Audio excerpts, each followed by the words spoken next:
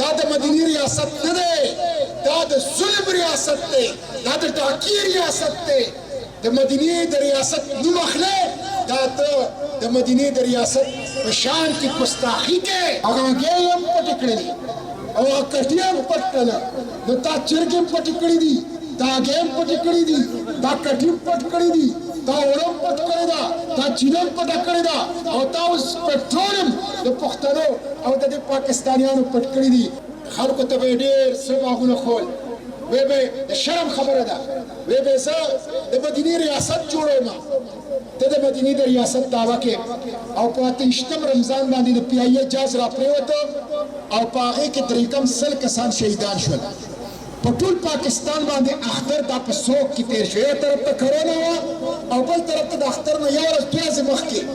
دا درې کم 100 پاکستانیان چې کورونو ته تله بچونه تله جاز را پرېوته شهیدان شوله وزیر اعظم د هیچا دواله نه نړه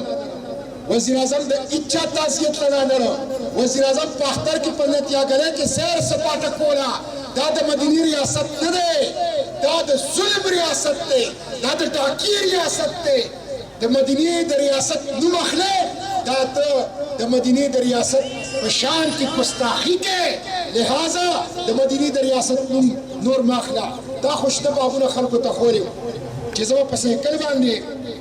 د وزیر اعظم دفتر ته ځم هغه سایکل د څه شو هغه چاینا سایکل او که سوراب او رستم سایکل هغه سایکل خو موږ ونه لیده تا خو دا خبره کوله چې وزیر الهاوس په ورانومه گورنر هاوس په ورانومه د وزیر اعظم د کور نه به یونیورسټي جوړوم او 200 اربه ډالره به راوړم او غلا او ډاکوان به په جیلونو کې اچوم نو دا دعوې څه شولې د هغې نه پس دا دی چې زه به خلکو ته چرګې ورکوم زه به خلکو ته هګۍ ورکوم زه به خلکو ته کټي ورکوم نو نه مونږ احتساب ولیده غلا او ډاکوان په عیش کې په لندن کې دي که هغه زاړه ډاکوان او غله دي په لندن کې عیش کوي او که هغه ستا د جهانګیر ترین په نوم سره تازه غله او ډاکوان دي هغه هم په لندن کې عیش کوي او وروڼو وزیر اعلی په وزیر اعلی هاوس کې عیش کوي گورنر په گورنر هاوس کې عیش کوي وزیر اعظم په وزیر اعظم هاوس کې عیش کوي او په نتیاګلۍ کې سیر سپاټې هم کوي او هغه چرګې موږ ونه لیدې